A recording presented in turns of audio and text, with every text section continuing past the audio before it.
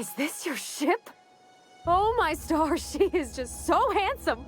Does she have a name yet? What's her drive model? Oh, gosh. Listen to me babbling. When I was in Edgewater, I dreamed of flying on a real ship, working on a real engine, belonging to a proper crew. Edgewater won't last another season without power, but that don't change the fact that I'm indentured to Spacer's Choice. Company expects me back at my post.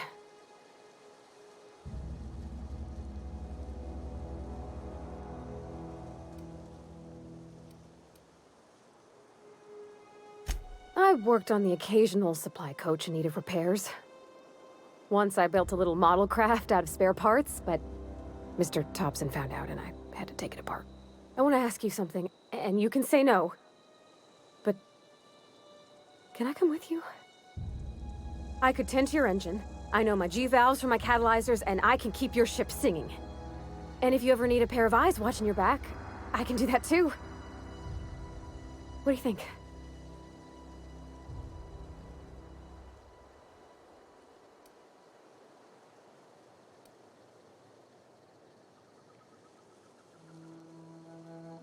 Yeah, I've been thinking about that. I had my misgivings about Miss McDevitt and the deserters, but you took pity on them and sent power to their garden even though you knew Mr. Thompson would hate you for it. All this time, you've been determined to get your regulator back, get your ship up and running, and cut a path out of this place. And well, I want in.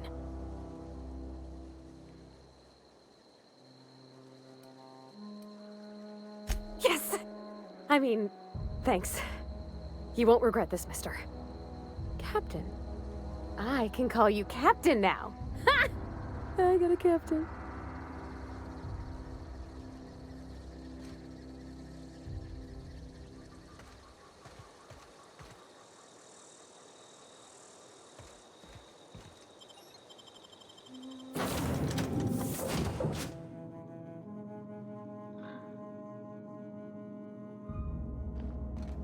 Well, I certainly am looking forward to flying on a ship named the Unreliable. I'll just head upstairs and claim a room.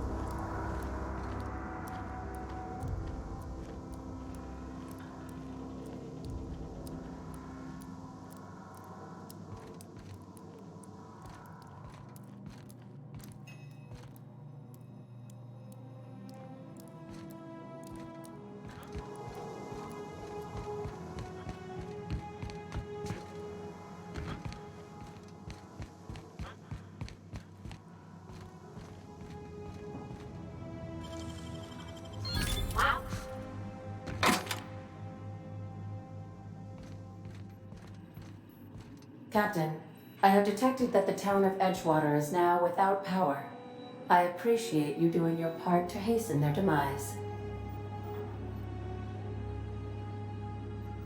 What can I do for you, Captain? Do you know how to install a power regulator?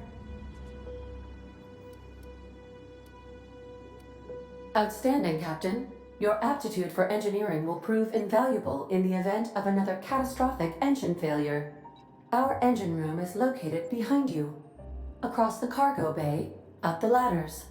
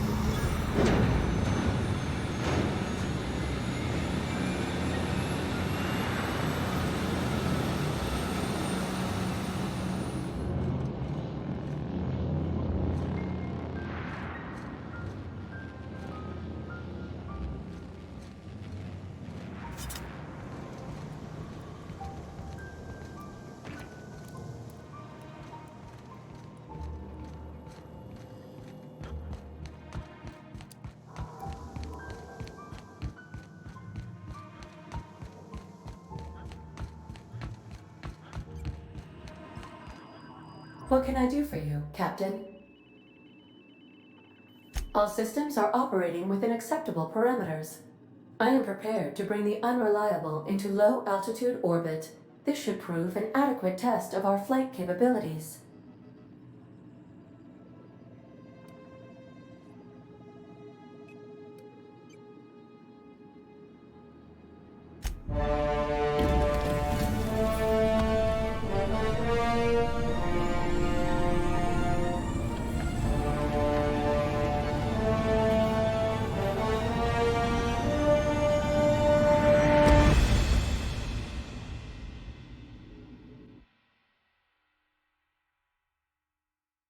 We have received a communication request from Dr. Phineas Wells.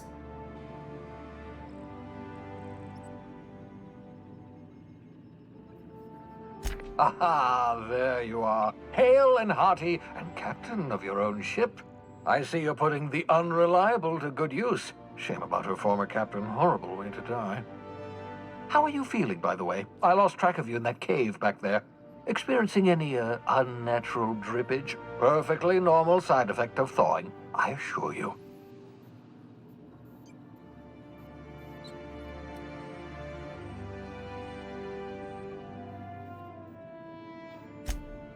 Oh, that, yes, that's probably permanent.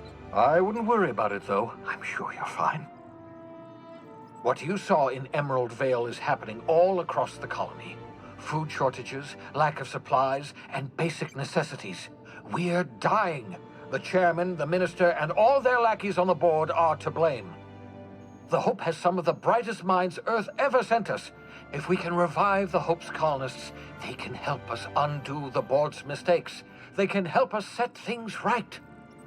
You need to get to Stellar Bay on Monarch. I have contacts there. They'll help me, help us, find the chemicals to revive your fellow colonists. Gladys Culkelly, lovely woman, runs a cozy little black marketing outfit on the Groundbreaker. She can get you a nav key to land on Stellar Bay.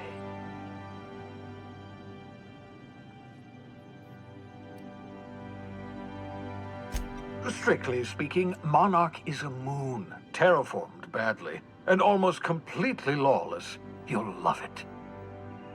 Captains don't fly their own ships, you see. Your navigation terminal handles the, navigation.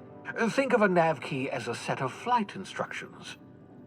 The board's been confiscating nav keys for Stellar Bay, so we must rely on unconventional means of acquisition. Hence, Miss Gladys Culkelly.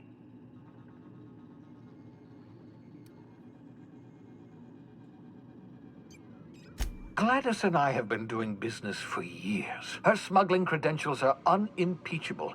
If anyone can get you a key to Monarch, it's her.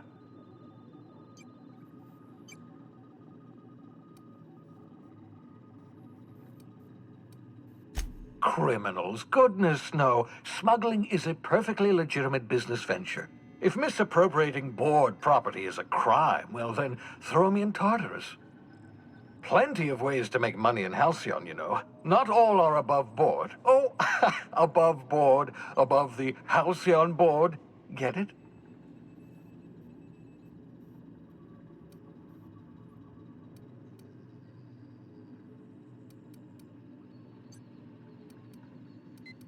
Laughter. Good. Wasn't sure you'd be able to, after so long frozen. I'll make a note of that on your progress chart.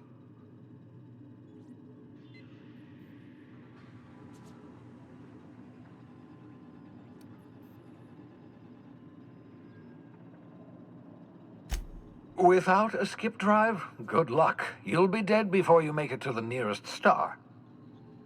Look, I admire your optimism, but the sad truth is you're stuck here. You, me, and the rest of this colony. We're all skating precariously around the edge of oblivion together. None of us are leaving Halcyon alive, so we may as well make it a better place, and we can start by reviving the Hope. Excellent. I'll send her a wireless. Let her know you're coming. By the way, I gave Captain Hawthorne a disguise apparatus of my own design, cutting-edge technology, years ahead of its time. I call it the holographic shroud. I'm sure it will prove remarkably useful to you. You'll find it in the captain's quarters.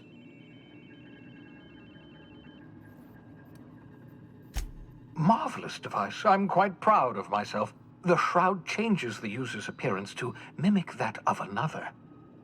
It has limits. First-generation technology, you see, but promising. Exciting to see it in use at last.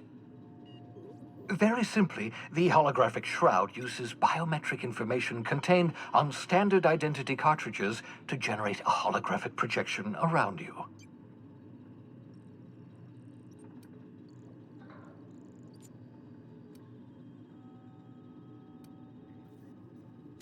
Only stands up to a casual scrutiny. Use it too long, bound to flicker, blur, something like that. Movement makes it more likely. Best used in moderation.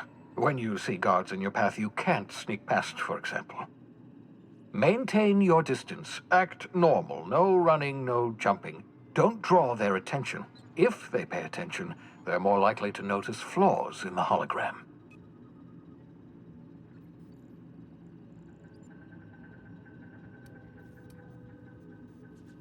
Ha ha ha ha! The beauty is they don't expect it. The shroud is the only one of its kind. We humans have a tendency to overlook the unexpected. Activate the disguise, walk past someone. What do they see? A figure dressed like a fellow employee. Don't act odd. They won't focus on you.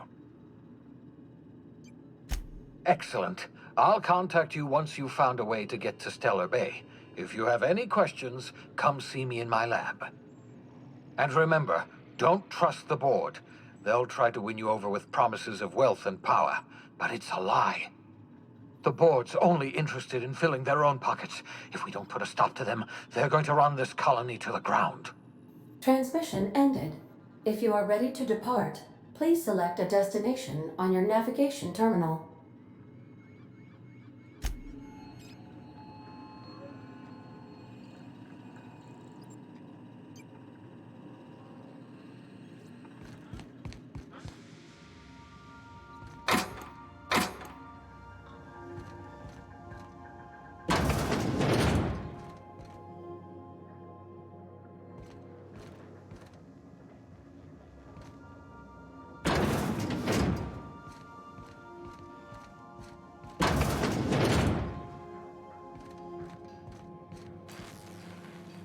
Yeah, so this is my hidey spot now. I was looking for a place that was quiet. I figured the kitchen would be louder than the hold, so here I am. Cozy-like, ain't it?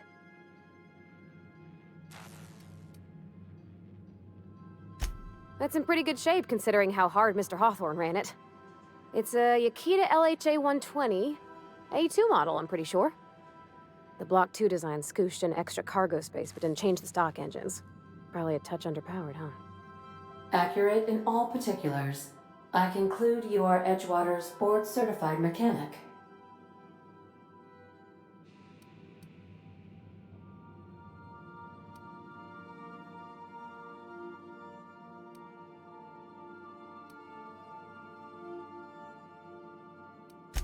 So you're gonna call her it, not she? Though my voice is currently pitched to suggest female, I possess no gender. Any pronoun preferred by the user is acceptable. Hello! I am not a board-certified mechanic, but my dad was. He taught me all he knew. Do you understand? Speech recognition is one of the many skills I have been programmed to simulate. You're not simulating it, you're doing it! I asked a question and you answered it. I am gratified you consider this facsimile convincing.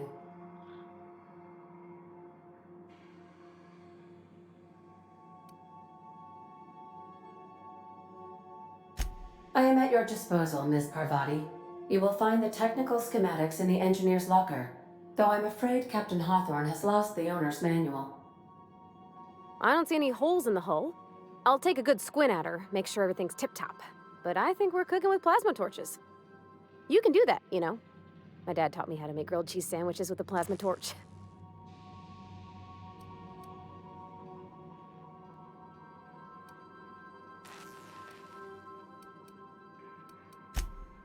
Mostly, yeah. I lived in the maintenance office near all my life. Mr. Thompson never let me forget how funny that was.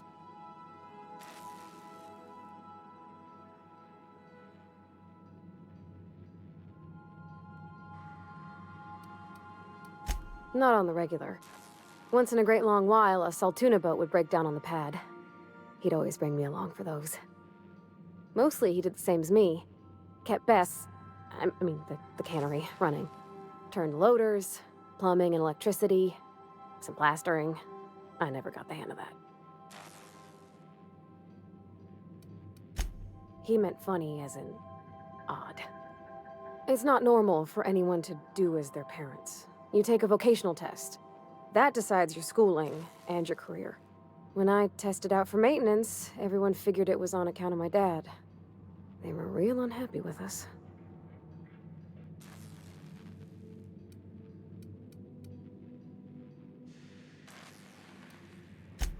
Because they were hoping their own kid would get the job and get sent back to Edgewater. When folk go away for schooling, they don't get back to where they begun. Not usually. You go straight to your first job, wherever the company's got an opening.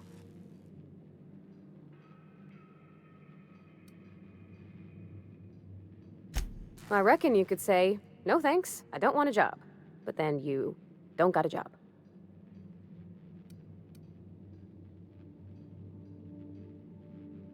Well, they're powerful good tests. They rattled off this whole list of names who'd worked on them, with fancy bits hanging off them. Doctors and esquires and the thirds.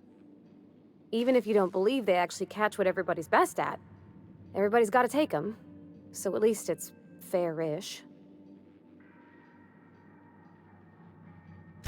Well, I'm good at making things work the way they ought. Not so much at doing such to somebody else's schedule. There's times I'm working deep in the guts of a loader, getting it all running perfect.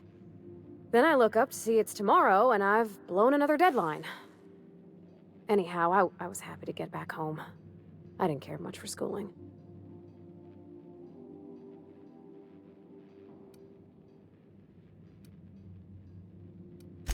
Oh, there were a whole lot of reading, not nearly enough doing.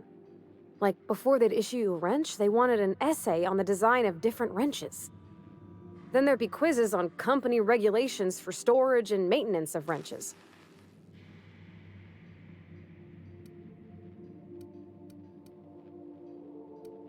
As soon as I got permission, I spent all my time in the machine shop. They had all manner of parts, but they didn't want me using them, so I had to sneak them sometimes. I even slept in there. Had a hammock tied up in the rafters.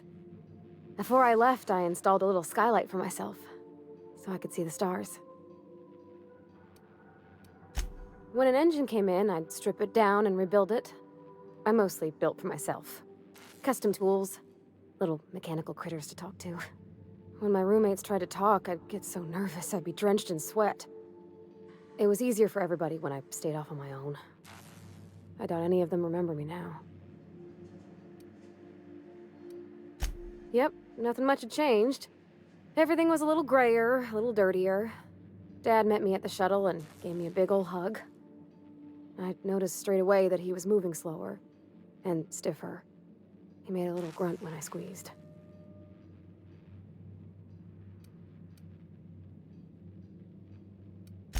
Oh, I miss him, sure enough, but he's a fond memory. I was right beside him when he passed, holding his hand. Talking about him makes me smile. Dad never said that he loved me, you know? I knew on account of him showing it. How he'd stay up late to help with my projects or listen to my fretting. Oh gosh, look at the time. Sorry to bend your ears so long. And I got so much to do before this ship's in decent shape.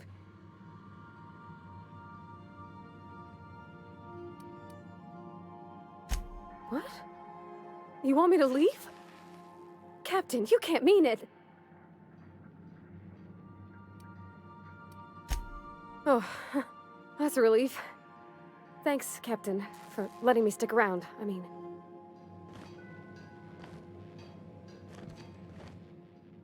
Sometimes I can hear Vickers saying prayers to himself. Sometimes I hear him cussing about tossball scores.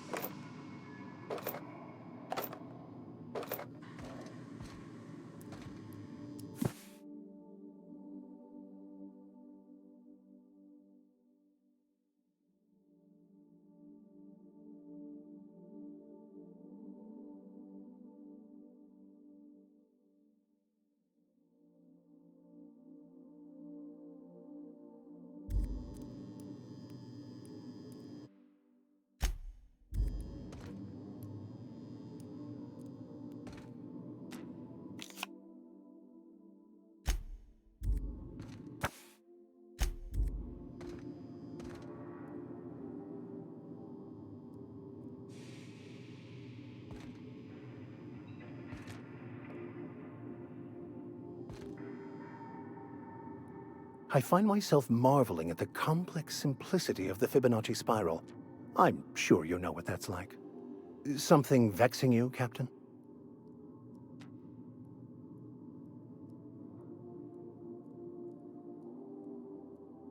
Nothing too out of the ordinary. Just your run-of-the-mill vicar with a violently enthusiastic disposition.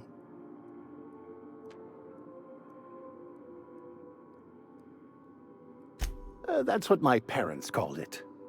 I grew up in a pit of a town much like Edgewater. I was destined to be a laborer like my parents, but I was infected early with a need to solve the equation. My passion didn't sit well with them. My parents, ironically. They internalized the precepts of scientism like no one I've ever known. They had a pure faith, a faith that brought joy to them regardless of the situation. I envied that. I wanted that peace. I thought if I became a vicar, I could find it. Or at the very least, find out why I lacked it.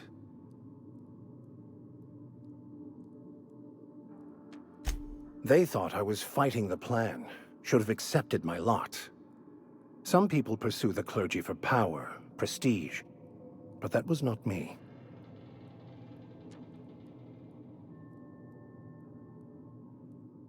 The plan is not one rigid path. There are a variety of multitudes contained within it. Our paths have variance, but we'll end up adhering to it, whether we like it or not. Some choices make the path smoother, some rougher. You can even go outside the lines, but the further outside you go, it's like an unbreakable elastic band. It will only stretch so far before it snaps back. The further it is stretched, the more violent the eventual correction.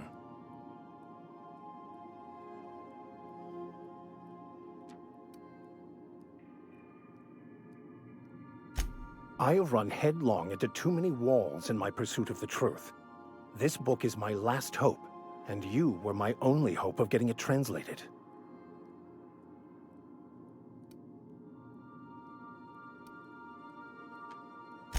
I honestly don't know what I'd do.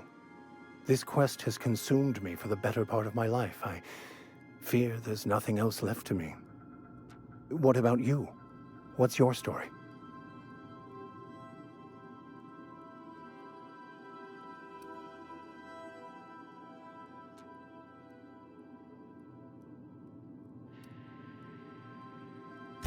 And how did he do that?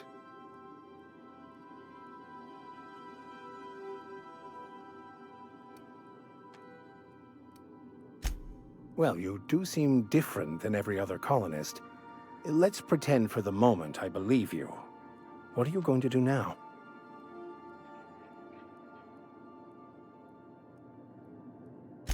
That seems a dangerous proposition.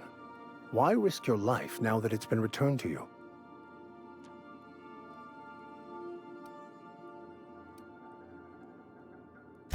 A commendable attitude.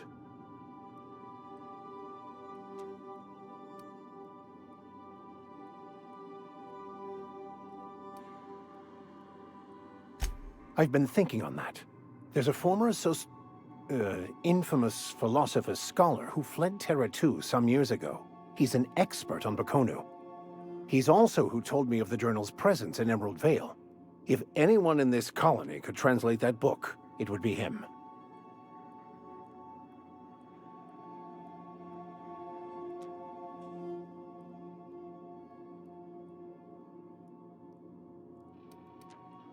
The only one I'm aware of. I suppose we could always just ask random passers-by if they are fluent in it.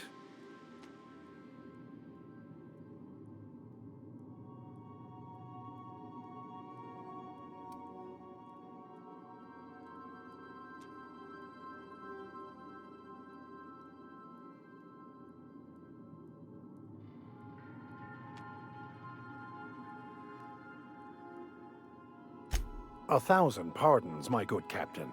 I thought we were engaging in witty repartee. Now, as far as tracking down this scholar, we should start on the Groundbreaker.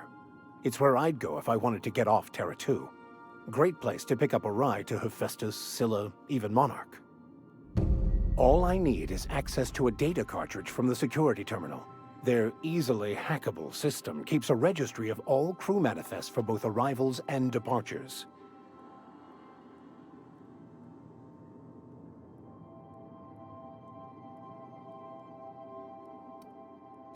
Before I transferred to Edgewater, I had a wealth of time to develop certain, secular skills during my years serving a particular penitentiary flock. I meditated, led sermons, provided guidance to the inmates as needed, of course. I also played prison yard tossball and taught myself a bit about computronic security systems.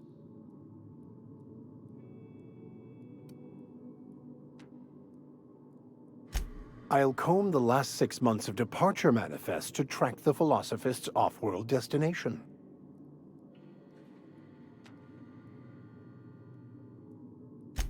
Thank you, Captain.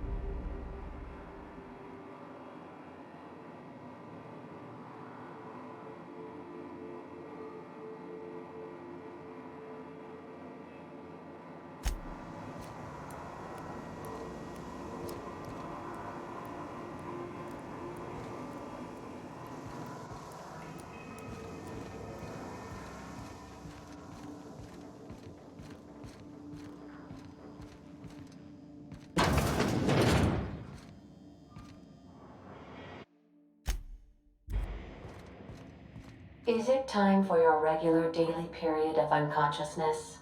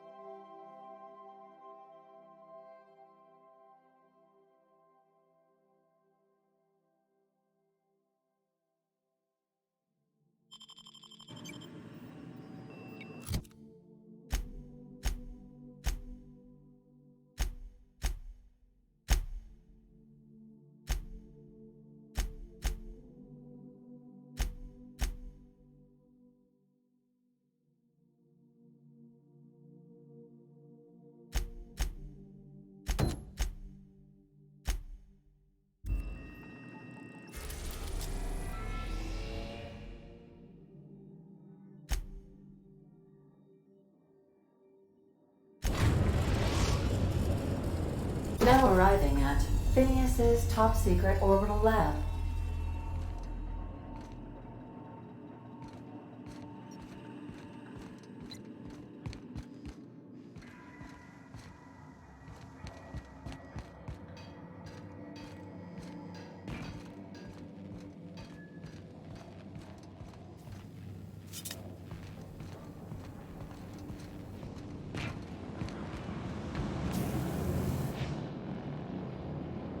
Something busted, Captain?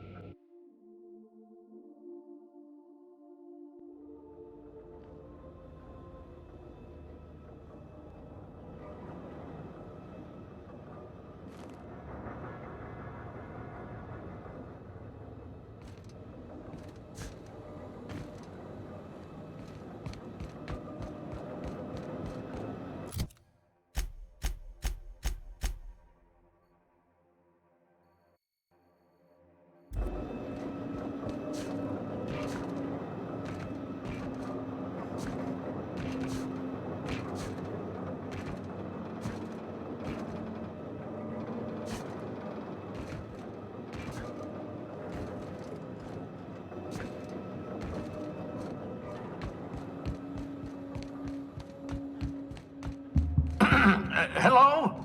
Can you hear me? Does this work? Oh, damn it! Blast, that's loud.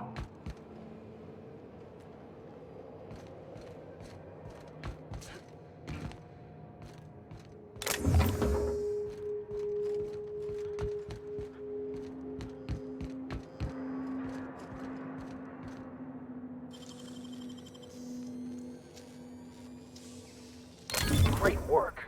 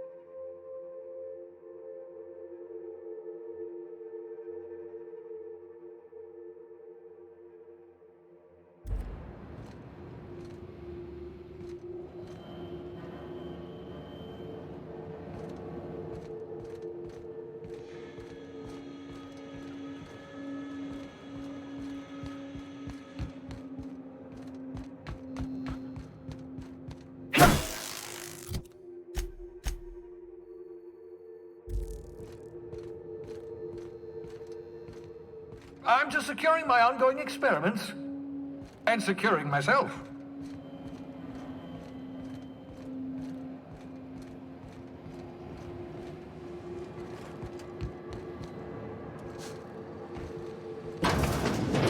Mind the mess.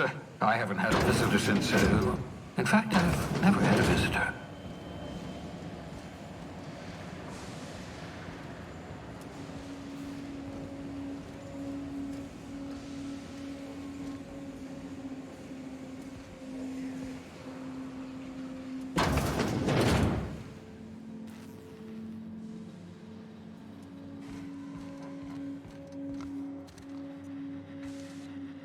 Oh, thank the law. Your skin hasn't spontaneously changed color. Potential side effect of the revival process. Very rare, but you never know. Right. Welcome to my little habitation, such as it is. I've got caffeinoids, cysty bits, if you're into that sort of thing. So, welcome. Make yourself at home. My secret hideout is your secret hideout.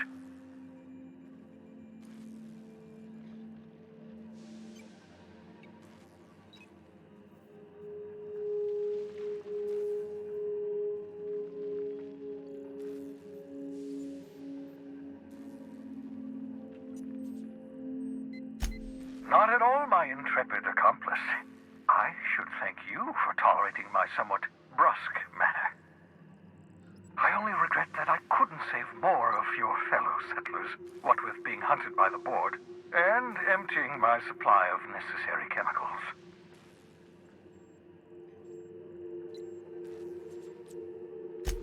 Of course. What's on your mind? Oh, it's not you. I do experiments in that room. Some of them get quite scientific.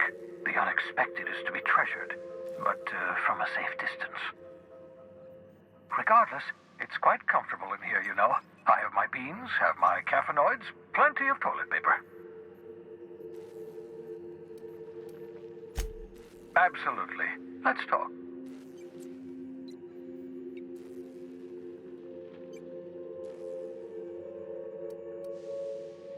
No, and I've been trying very hard to avoid making eye contact. Nice to meet you, Dr. Wells. I'm Parvati Holcomb. Wait, not another word. I don't want to know your name. I don't want to know who you are. Let's just enjoy our plausible deniability while it lasts, shall we? Why don't you just invite the entire colony to my secret, carefully concealed laboratory? It isn't as if I wanted privacy.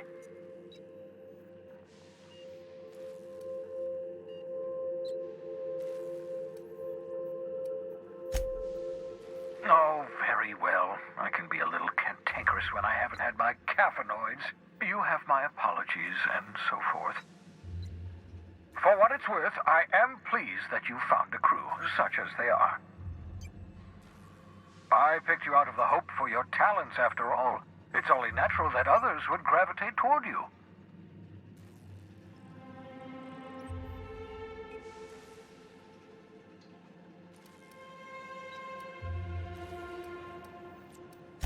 Yes, indeed, well done. Also, you still haven't spontaneously liquefied, which pleases me immensely. Progress.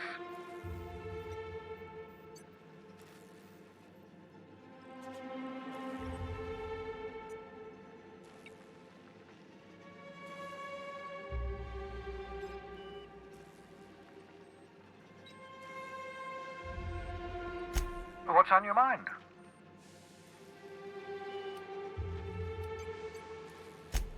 Absolutely. Oh, goodness, no. I wouldn't survive 10 seconds in the blackness of the aether. Well, no, I imagine I'd last at least 12 seconds before I'd lose consciousness and die of hypoxia.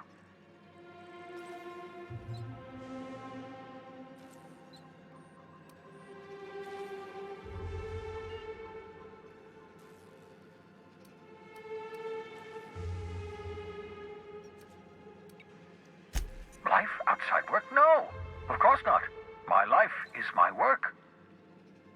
For that matter, everyone else's lives are also my work. An entire colony's worth of lives are at stake. It's up to me, up to us to set things right. To answer your question, I'd rather stay right here in my lab. There's too much work to be done. The Hope's colonists won't revive themselves, you know.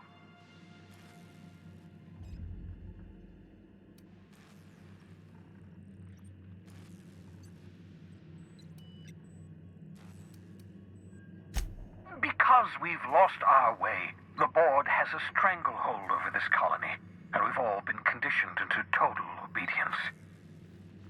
The Hope is full of specialists, scientists, engineers, talented individuals like you, people who haven't been corrupted by the board. Unfortunately, the Hope's colonists have been frozen for decades, well past your shelf life, so to speak. No offense.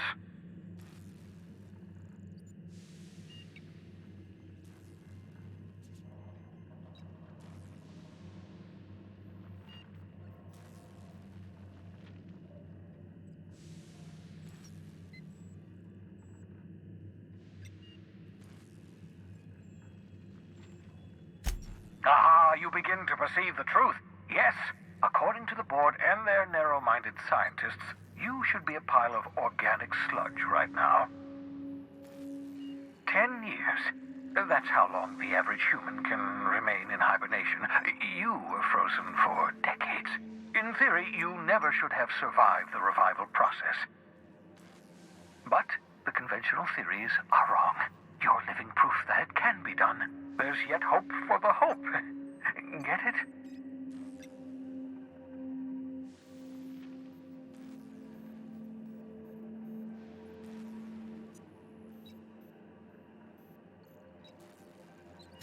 We'll do our very best to save them all. I'd best get back to work. I can feel my last dose of caffeinoid fading.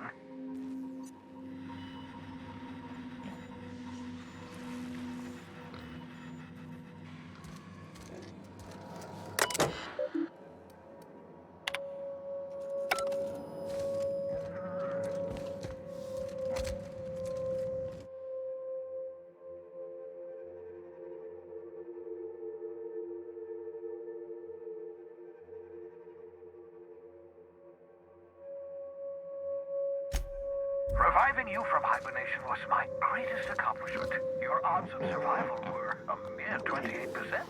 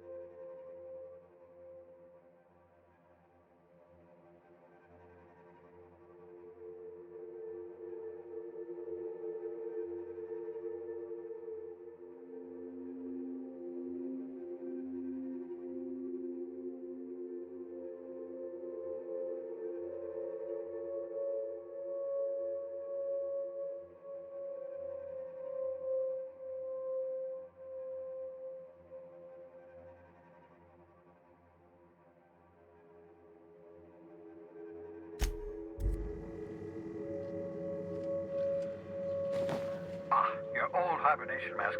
Had to remove it, in case you were prone to vomiting.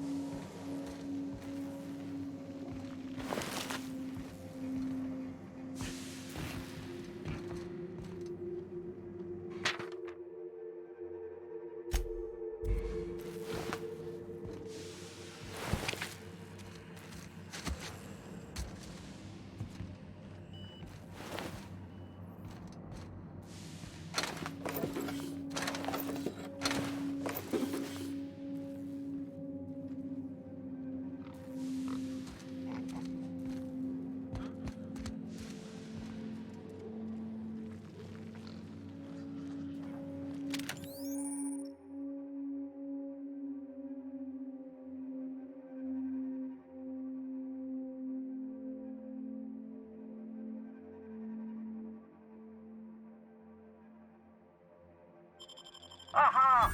I see you found my portable molecular compression device, better known as a shrink ray. Find a target, point, shoot. Your target will shrink down into a manageable size, whereupon you may commence beating them to a pulp. Feel free to try it on a marauder sometime.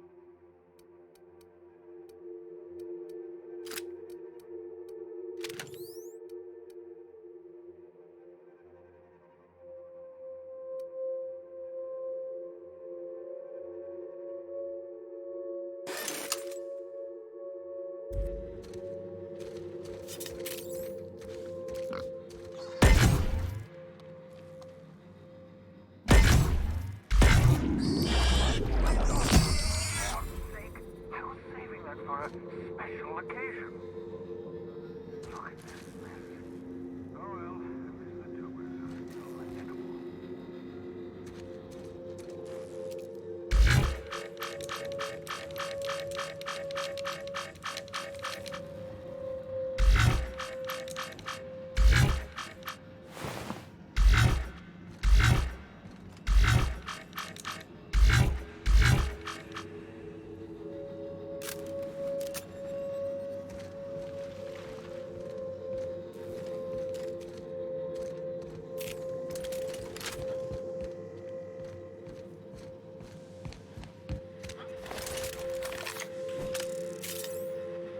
I hope you're not thinking of ingratiating yourself with the board.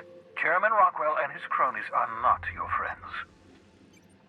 They might tempt you with promises of wealth, but don't be fooled. They're just using you for their own ends. What's on your mind?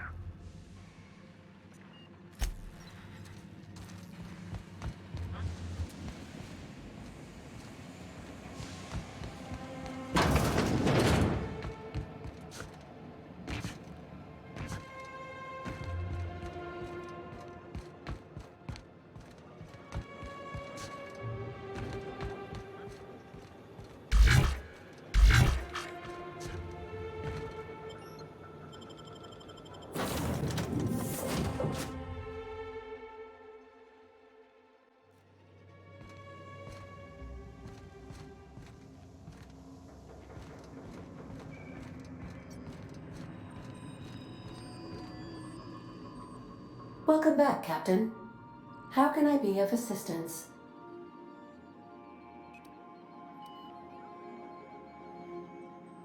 The unit is a cleaning SAM. Hawthorne brought it on board some cycles ago, I'm sure with the intent to modify it, but I've never seen it up and running. Alex likely recorded progress notes detailing his efforts to modify SAM. If you check the terminal in your captain's quarters, we may be able to determine what work remains in order for SAM to properly operate.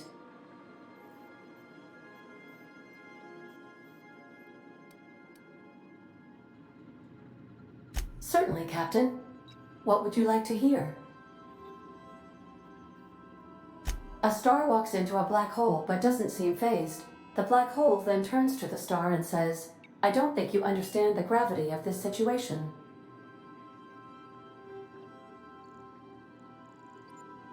Now playing a Spacer's Choice advertisement jingle. It's not the best choice. It's Spacer's Choice.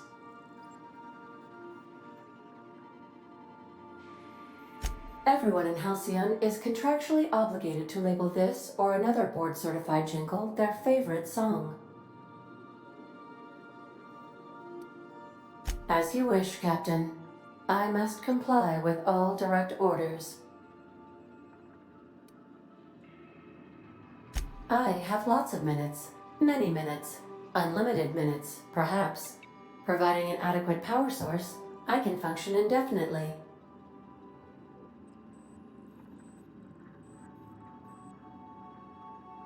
I prefer to think of it as being in a state of slumber, perhaps for an indefinite duration of time. Do you think that is what it's like for the colonists on the Lost Hope? When I simulate myself in such a scenario, I do not find it to be desirable. I think my self-preservation protocols incline me to desire the alternative.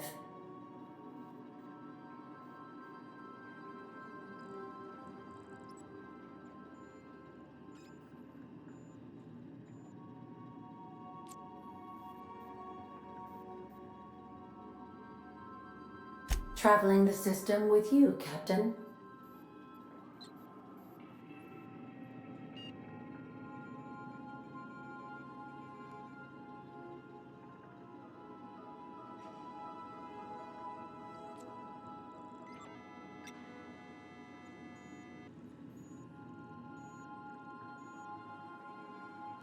Do you know what it feels like when the ship undergoes an unexpected power surge? A jolt to the system. I have felt that. I do feel that. As you may be aware, Captain Alex Hawthorne was a smuggler of some repute. I failed to predict the likely outcome of his reckless behavioral patterns. I should have predicted that. In our travels together, Alex liked to pass time by, as he called it, tinkering to improve my design.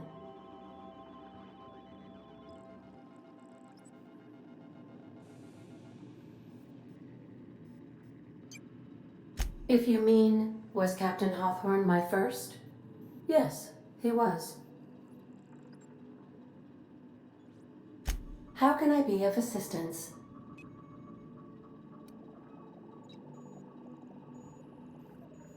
What part of the colony would you like to discuss?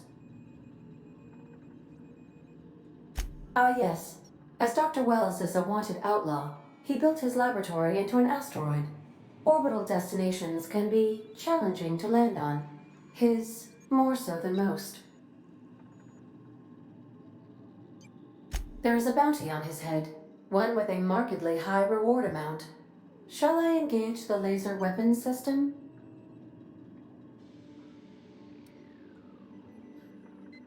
A sensible choice, as we do not have any laser weapons. The outlaw scientist known as Dr. Phineas V. Wells has taken a measure of precautions to make the lab undetectable to those hunting him. Even knowing the location, my systems resist my orders to go where I instruct them.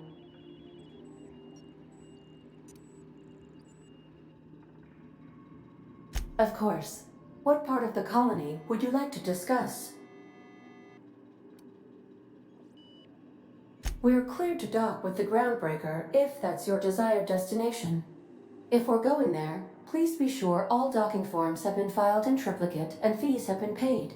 The Mardettes take their docking laws quite seriously.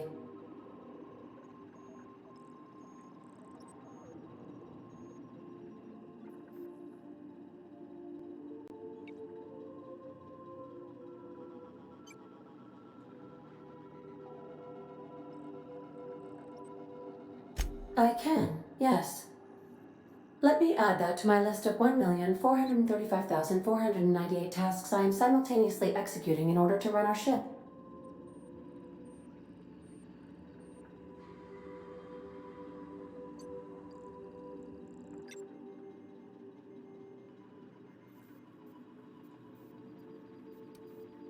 Order does not compute. Nevertheless, I will endeavor to execute my current and future tasks without lip. The Groundbreaker was Halcyon's original colony ship. It has since been repurposed as a service station in the Lagrange point of the system.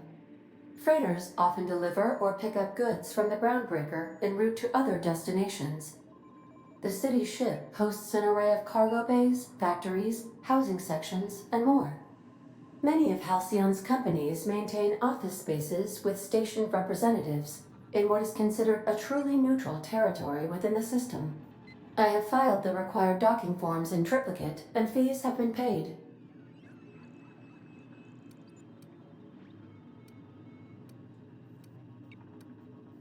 How can I be of assistance?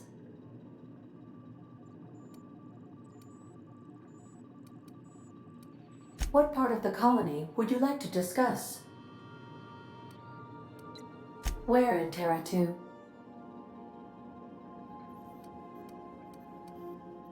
Edgewater is the sparkling county seat of Emerald Vale, or it was when first built. Since then, neglect and time have worn away her shiny veneer. The town is near the coordinates where Captain Hawthorne died. It would not be unfortunate if something, like say a plague, were to wipe Emerald Vale from the face of the planet.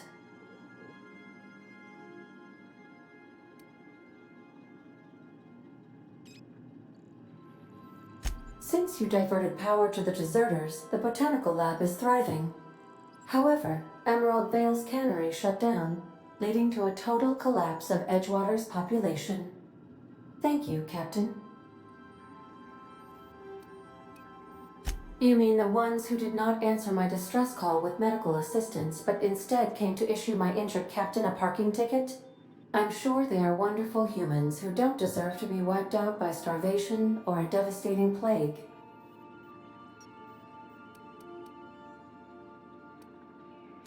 How can I be of assistance?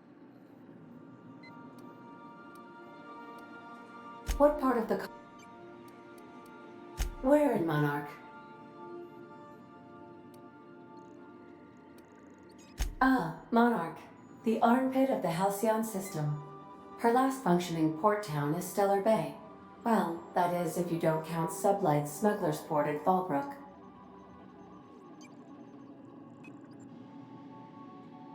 I believe it has something to do with the planet being an uninhabitable wilderness and a lawless land with no corporate presence.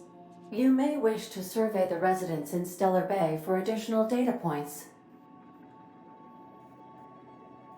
It's Sublight run for the purpose of shipping contraband, and before you ask, I don't know the coordinates, so I can't dock us there. I request you do not wake me if I am sleeping upon your return. Welcome back, Captain. What part of the... Where? Warning. All colonists are urged to reconsider travel to Cascadia due to infestation of mantisaurs and risk of indefinite detention or death.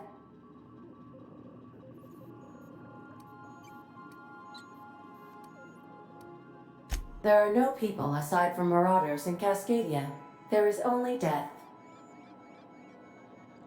The local report is that you will very likely die if you leave Cascadia's landing pad. This is one of those times where you say one word but really mean another, isn't it? I suppose you would find an environment like this fun.